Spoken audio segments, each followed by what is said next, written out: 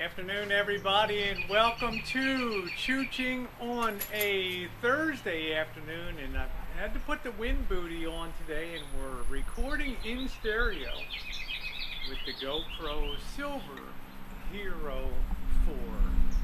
And well, I want to tell you, I had kind of a scary event happen today, and it's kind of funny because we were just talking about this on the Hangout, my Hangout last night. And again, thanks to all of you who took time to come on or hang out in the side chat. I thought it was a really wonderful Hangout last night with, well, we finally got to some other topics besides negative stuff in the community, and I really, I enjoyed that, and I got a lot of good feedback on that today from subscribers and non-subscribers that just came by to enjoy the Hangout.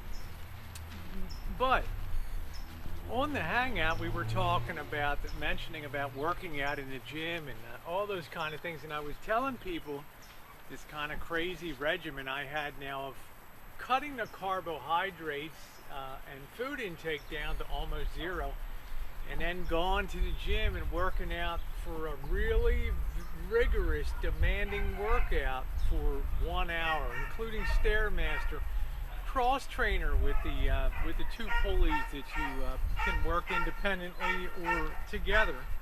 Pardon Jack next door; he's always barking over there. And then going on to free weights, and then using the exercise ball. Well, I was down on the exercise ball, and I'd gone forward on the exercise ball. I felt kind of shaky when I got off the using the free weights after coming off of the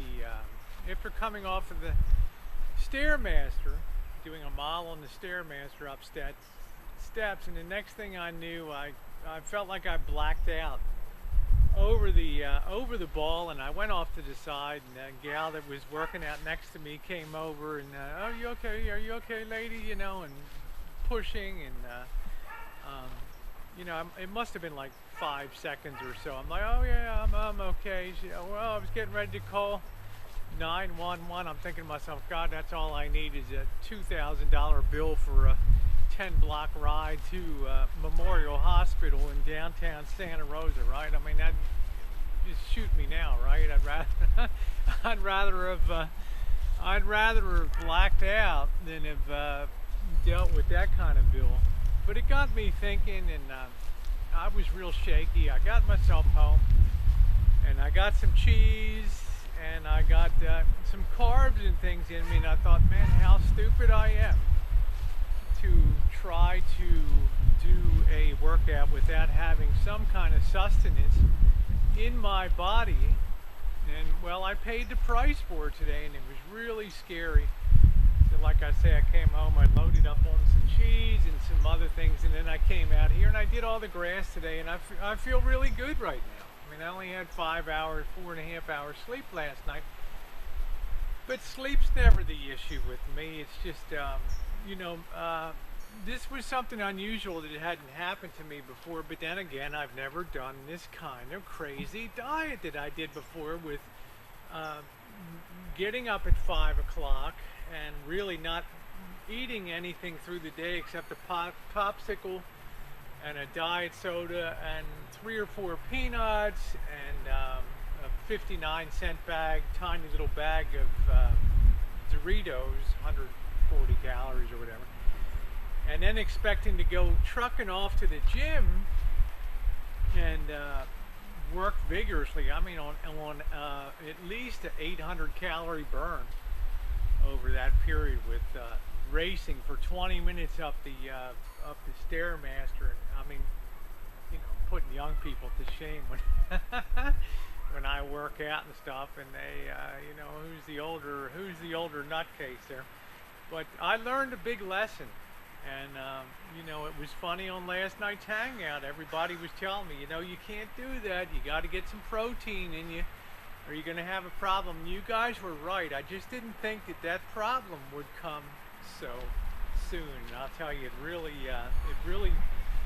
you know, it couldn't have been a more clear lesson to me of the stupidity of that. So I came home, and then I determined. I talked to Jen, who used to do a lot of conditioning and bodybuilding way back in the day. And she's like, yeah, 2 hours before you go work out like that, you better make very sure that you have something in your system, some protein or something like that, and or else you're going to have a big problem on those workouts. And she was right. Anyway, apart from Jack barking his head off over there, you can see the glory of the bottle brush here. And I know I feature them a lot, but the big show will be over soon. And I just wanted you to see how spectacular it is. Like I said, for those of you who have been on the channel for a few years, you'll know when I first moved here, the guy who was removing, I had 6 trees dropped on this property and a lot of blackberries and stuff cleared off, and he said, you want me to cut those down too? And I said, hell no, they're the only pretty thing on the whole property besides the big rose bush in the back. Well, I went ahead 3 years ago and I planted an additional bottle brush down the side, and look at the beautiful privacy they've afforded us over here, and they've gone to about, I would say about 9 feet tall in just 3 years. So I really like that. Anyway, lesson learned today, guys. Stupid Rosie, you know. Learn everything the hard way in that Irish head. So for those of you who were telling me last night how dumb I am, how right you were. Have a good afternoon, everybody.